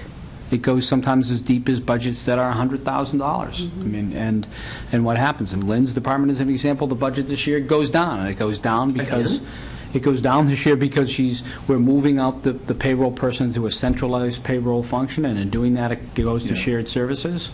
And so all of those sometimes small-ish decisions have an impact on our ability to sort of deliver in some of those crevices that we speak less often about. but that are really important to what we do on a daily basis. And so they're essential to what we do. Good stuff. So it's last summer, and then you can leave. No, so there is $3.6 million as the additional. Nearly $1 million of that, close to $1 million, are in 3 non-department fixed costs line items: retirement assessment, debt service, and health insurance. So $1 million of the additional $3.6 million available this year is going to those 3 line items.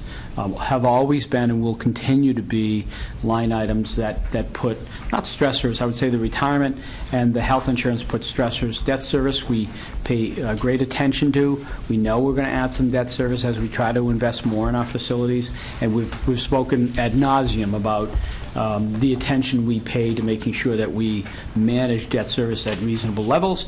The good news is the bad economy, or the unstable economy, tells us that the Fed will be inactive over the next year and help us keep rates low. It's not good for anything else, but it's good for us. Gee, I thought the economy is just doing great. It's doing great if you just don't buy oil stocks. Well, yeah, but, you know, it makes you wonder. So it's important to note that those 3 categories, the retirement has gone up a little over 8%, will continue to go up. I'm sure Mr. Elliott heard me say this yesterday. Will continue to go up at around that 8% level. If the market continues to go down, then it may go up a little more moving forward. There's not a lot we can do about that, quite frankly. That's driven by, it's part of the reason we want to manage headcount and manage staff. Every employee is entitled to retirement benefits if they're over a certain number of hours per week. So it's not that we sometimes don't have the ability to add people. People deliver our services. It's just we have to think about what that person means, not only this year's budget, but or not only the obvious line item that they come from, but the health insurance and the retirement line item. We have to think about those people not only this year, but 20 years from now when they retire.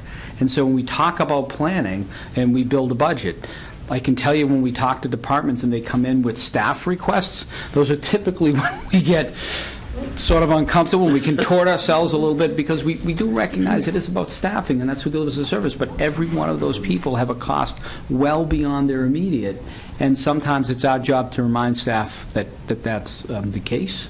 But it's one of those things we do really pay attention to as vigorously as we can to try to manage headcount.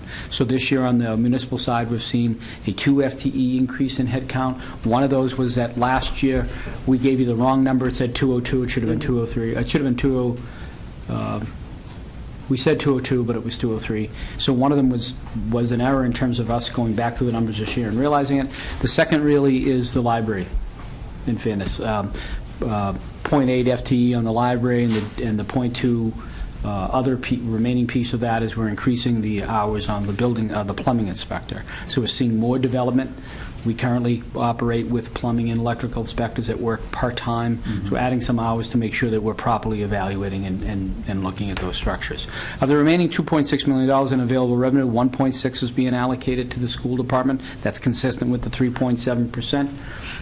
Of the remainder, in terms of from an expenditure point of view, we're looking at, the balance gets allocated across departments. The larger departments have seen the 3.7% increase or close. Police, fire as an example, those are the obvious ones. Library as well at 3.7%. Some other departments have seen decreases if we've reallocated folks into shared services. In some cases, the 3.7 you have to remember is a framework. So for a really large department, it's a little more than a framework, because to contain below a 3.5 or a 3.4 number when you have a lot of staff is difficult, like the schools. But other departments, they can continue to operate probably at a 2.25% increase on an annual basis and continue to generate the kind of services they have always done.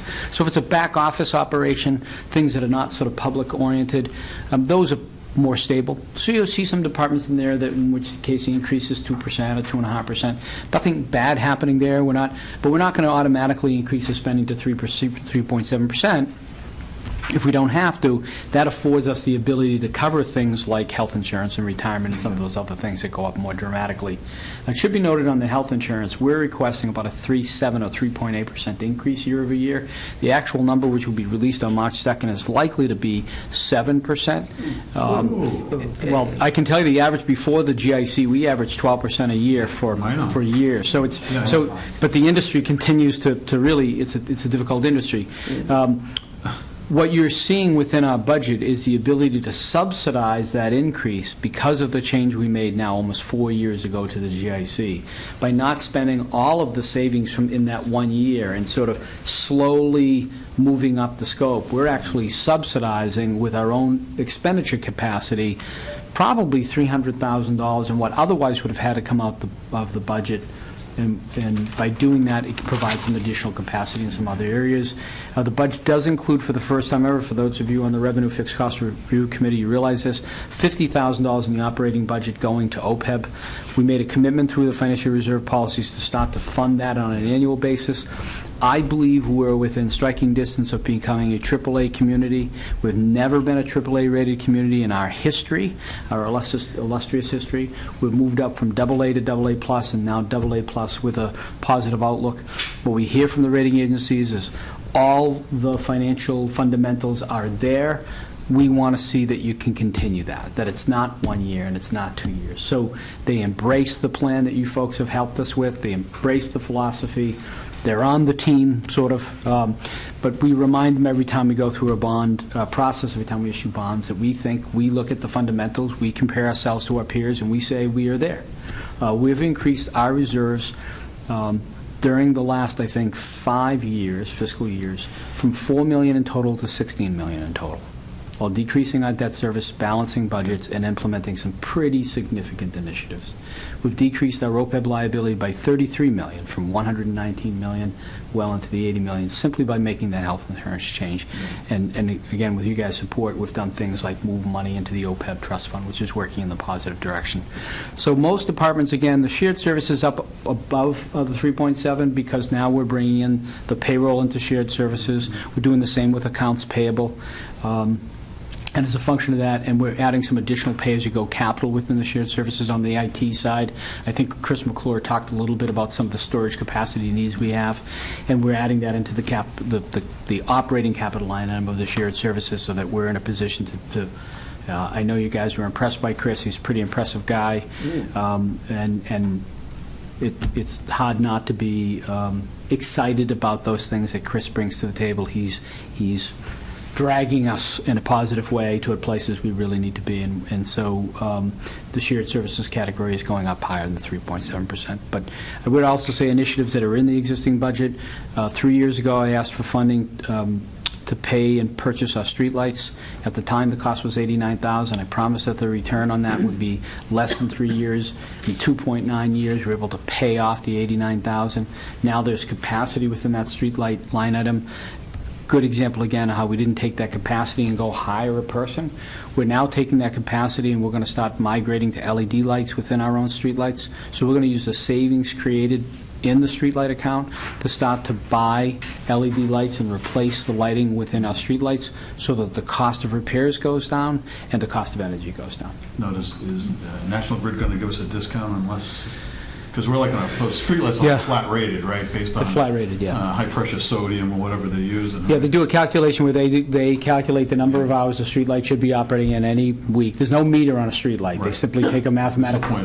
It's a rate times the number of lights times the number of hours it's supposed to be on. So if the light, the interesting thing, one of the things the public doesn't always understand, the bad news about a streetlight beating out is not just that it's dark. It's that we're still being built. Yeah, you're paying for it. Yeah. It's flat rate. Yeah. Right? So part of the benefit of purchasing the street lights was National Grid may take 30 days to repair the light because they've moved their business away from the repair and maintenance side because there's not a return on their investment.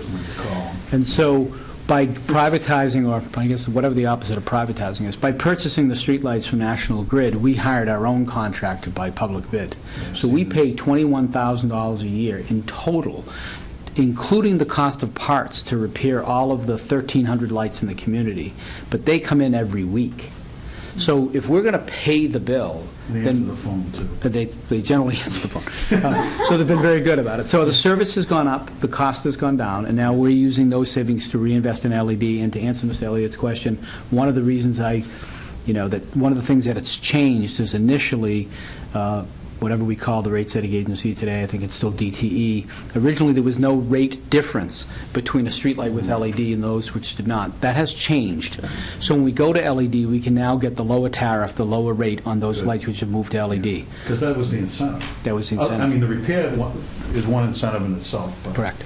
The big bonus is the amount of electricity. So that's an initiative that's one of those subtleties within the budget. You'll see the streetlight line item not change, and it says, well, it didn't change, but I think we added a few bucks to it, a couple of bucks. But in general, that's not just a non-change. It actually is us improving ourselves, which I think is one of those subtleties that get culled out of a budget.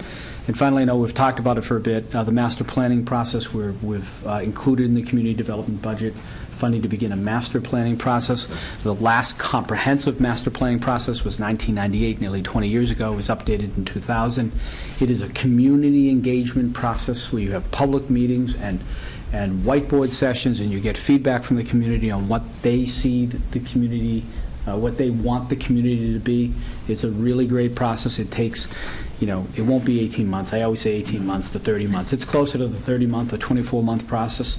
And in turn, that develops a master planning or visioning document, which allows us to see what the future can be like in North Andover. And so the funding for the first phase of that, it'll be between $100,000 and $150,000 to bring in the folks to really pull that off. We put $100,000 in this year's budget because we expect it to be a multiple phase plan.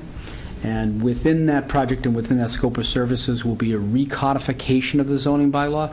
Recodification within the public parlance means to take a document and reorganize it in a way that it actually can flow. So not unlike, I'm sure there's a legislative example to this, or some process at a state level when they put in a bill and you put in the new bill and you put in, and all of a sudden it looks like chopped liver, right?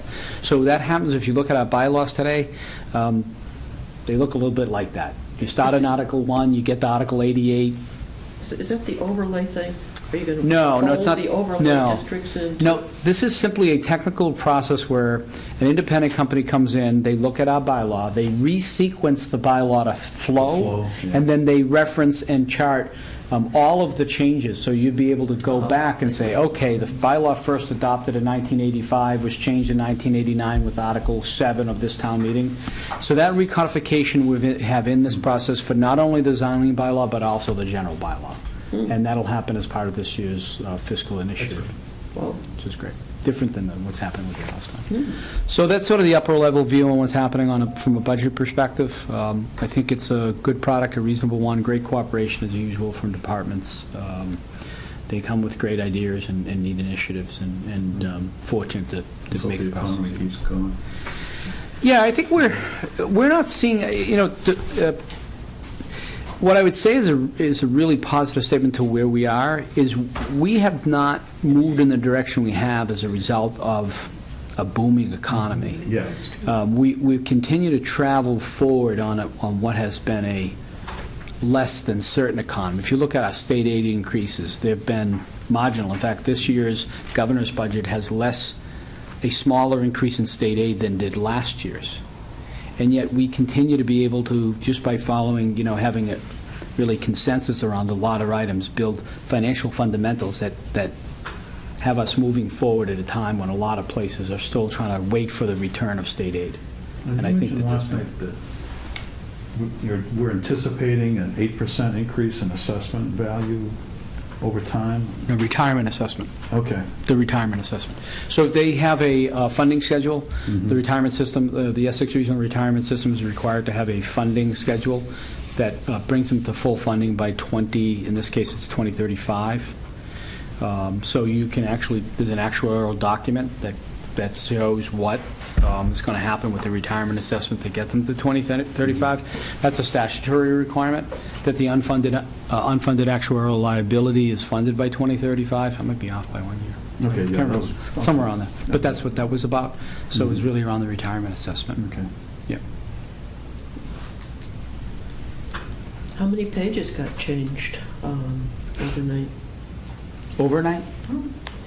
Well, overnight, last night was a rough night. No, I think everything was good. Probably in the second night. I think, You know, from yesterday. I tell you, we all are experiencing that loss on about 7 to 10 days from the town meeting schedule that we're used to this one is causing, thank God for a snow day, we got to put the selectmen's meeting off a day. It helped us, because That did help? helped. Oh. Didn't help Lynn, she spent more time on the budget, but it generally, it helped, because everybody's tight to schedule. It's really cutting it compressed, close. isn't it? Yeah. Well, and we'll be looking at it the next few meetings and probably have a few more questions. I assume. We'll be here. Okay, then. It's great. Thank you. Have a wonderful night. Thank you. Thank you. All right. So I think the next item on the agenda is the review of the Finance Committee report for FY16. Really review? Oh, dear. I don't think so. Let's take that up later. I move that we take that up later. Okay. So I'm taking a motion from the floor I second that. that we table this until the next meeting. But come prepared, But come prepared. right? Fair? Is this is, We're just going to talk about how we want to structure this for this year. exactly. Yeah, this is what we did last year. What do we want to talk about this Clearly, we year? don't need this big chart with everything from stabilization funds. Well, the thing is, do we need to continue to educate, just to add to it on the discussion side, the public about what we do? Or did we do that already, and do we move forward, or do, you know? I don't know, that's a good question. But then again, you have to take a survey, how many of the people actually read it? Well, I mean, that goes without saying, but I mean, it was pretty informative as far as understanding what a finance committee does, you know. Never assume that because you put it out there once, it's digested, and number one. And number two, we have new folks engaging year in and year out. So Yeah. if I was to put 2 cents in, I would say, I think there are things we can probably streamline, Right. things we can pull out, but to me, this looks like something that should be institutionalized, because it's your key, right? I was going to say, we got boilerplate. It's good. Exactly. We got some boilerplate, we got some changes in numbers, right? But then we got some new materials, right? Absolutely. We invested, For a reason. so, for a reason, so. Yeah. Okay, so I've got a motion. Do we have a second? I second. Okay. All in favor? Hi. Aye. Okay, I'll entertain a motion from the floor for I move we adjournment. adjourn. I move we adjourn. I second. All in favor? Aye. Okay.